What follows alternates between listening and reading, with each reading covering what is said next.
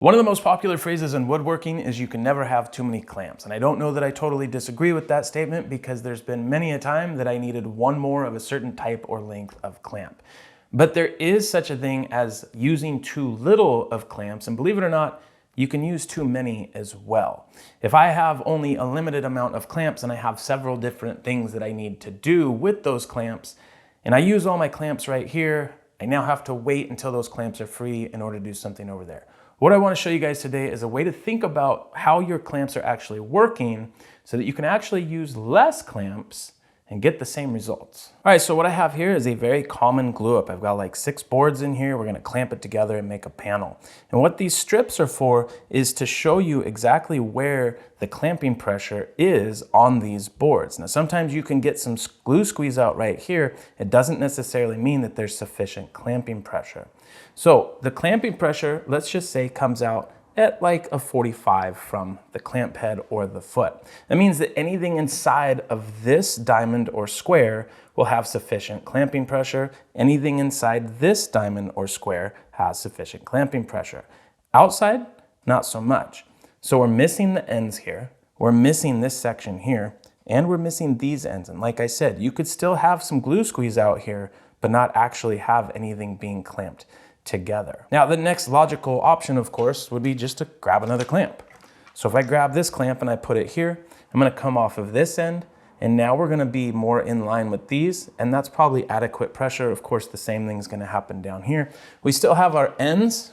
Our ends can be solved by just putting a clamp on both ends. But now I'm using 5 clamps for this panel.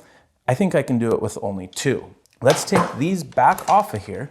I have these 2 pieces here. I put some blue tape on them so that we know that they're different than our actual glue up. I'm gonna put these on the end.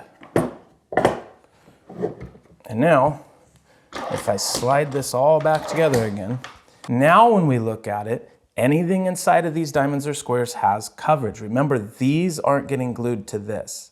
So I go to my first seam, and when I look at my first seam, my end is covered, and as I go, so is that center section that was missed before and the end. And of course, the same thing is happening down here on this seam here. Now, when you start thinking of how your clamps are actually working like this, you can actually start to glue up panels or other things in the shop without using so many clamps. So now we just went from 5 to 2. That leaves those clamps open for something else.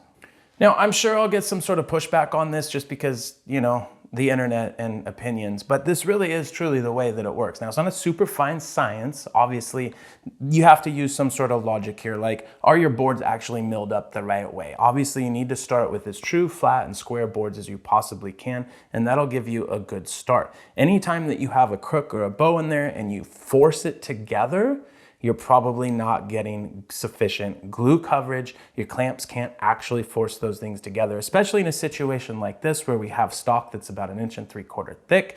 It's not gonna budge very easily. So if I have a seam in the middle and it has a bow to it, and when those 2 go together, I have to force them, it's not gonna force very easily. So you want those seams to be as tight as possible ahead of time.